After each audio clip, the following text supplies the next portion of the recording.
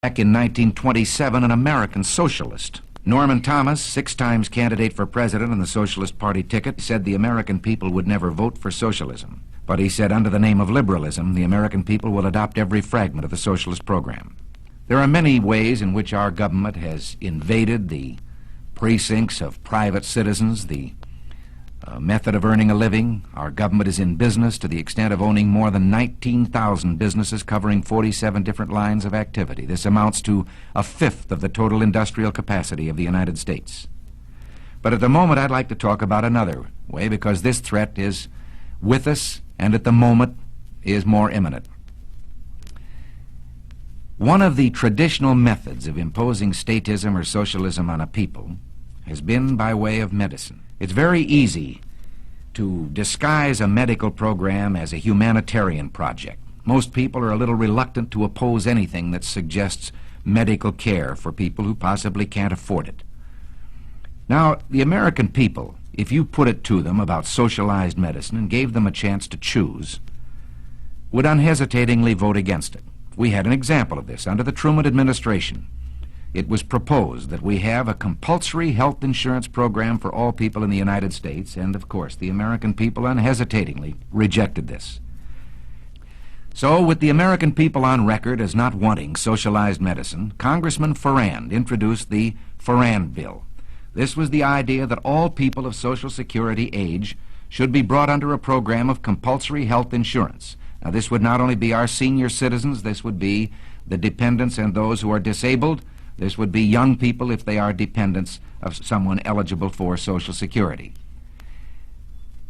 Now, Congressman Farrand brought the program out on that idea of just for that particular group of people. But Congressman Farrand was subscribing to this foot-in-the-door philosophy, because he said, if we can only break through and get our foot inside the door, then we can expand the program after that. Walter Reuther said, it's no secret that the United Automobile Workers is officially on record as backing a program of national health insurance. And by national health insurance, he meant socialized medicine for every American. Well, let's see what the socialists themselves had to say about it.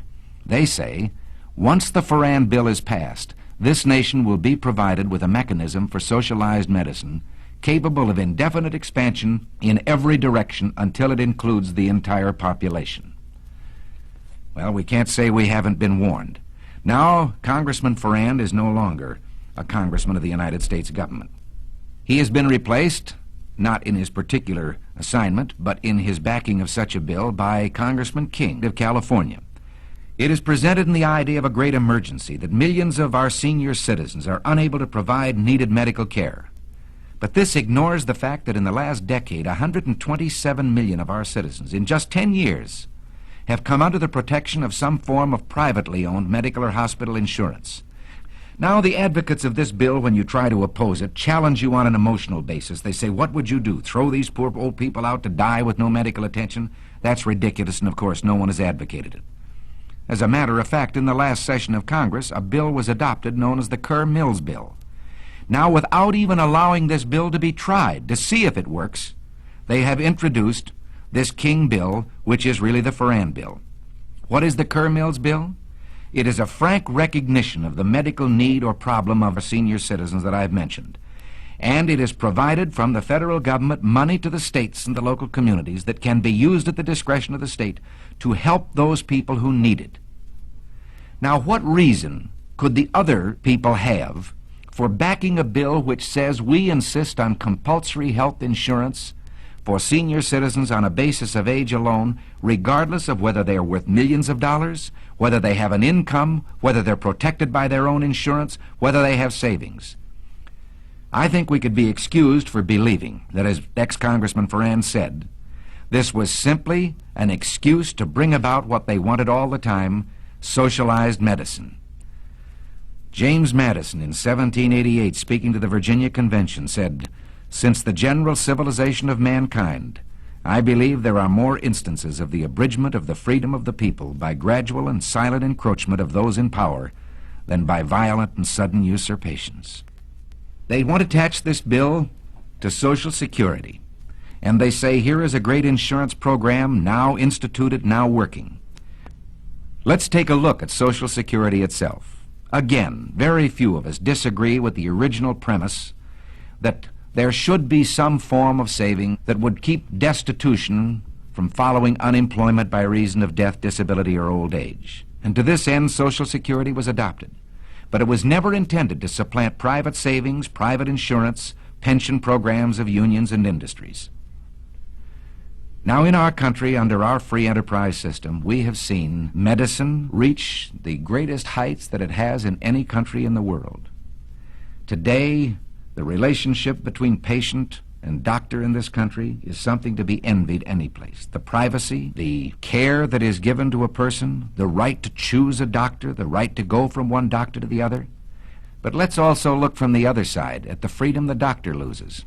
A doctor would be reluctant to say this. Well, like you, I'm only a patient, so I can say it in his behalf.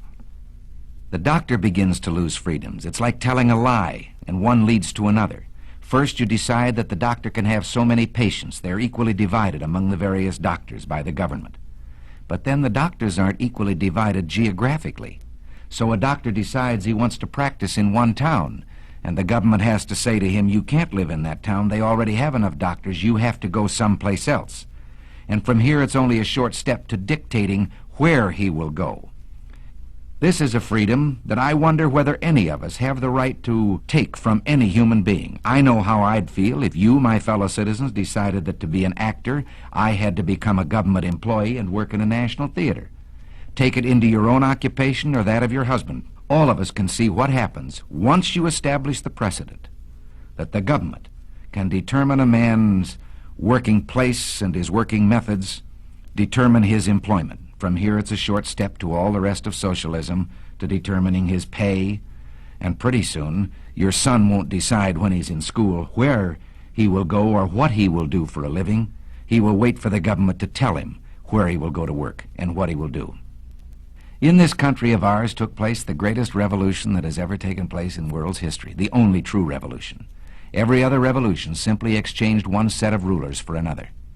But here, for the first time in all the thousands of years of man's relation to man, a little group of men, the founding fathers, for the first time, established the idea that you and I had within ourselves the God-given right and ability to determine our own destiny. This freedom was built into our government with safeguards. We talk democracy today, and strangely we let democracy begin to assume the aspect of majority rule is all that is needed. Well, majority rule is a fine aspect of democracy, provided there are guarantees written in to our government concerning the rights of the individual and of the minorities. What can we do about this? Well, you and I can do a great deal. We can write to our congressmen, to our senators. We can say right now that we want no further encroachment on these individual liberties and freedoms. And at the moment, the key issue is we do not want socialized medicine. In Washington today, 40,000 letters, less than 100 per congressman, are evidence of a trend in public thinking. Representative Halleck of Indiana has said, when the American people want something from Congress, regardless of its political complexion, if they make their wants known, Congress does what the people want. So write. And if this man writes back to you and tells you that he too is for free enterprise, but we have these great services and so forth that must be performed by government, don't let him get away with it. Show that you have not been convinced. Write a letter right back and tell him that you believe in government economy and fiscal responsibility, that you know that governments don't tax to get the money they need. Governments will always find a need for the money they get, and that you demand the continuation of our traditional free enterprise system. You and I can do this. The only way we can do it is by writing to our congressman, even if we believe that he's on our side to begin with, write to strengthen his hand, give him the ability to stand before his colleagues in Congress and say, I have heard from my constituents and this is what they want. Write those letters now, call your friends and tell them to write them. If you don't, this program, I promise you, will pass just as surely as the sun will come up tomorrow. And behind it will come other federal programs that will invade every area of freedom as we have known it in this country, until one day, as Norman Thomas said, we will awake to find that we have socialism. And if you don't do this, and if I don't do it, one of these days you and I are going to spend our sunset years telling our children and our children's children what it once was like in America when men were free.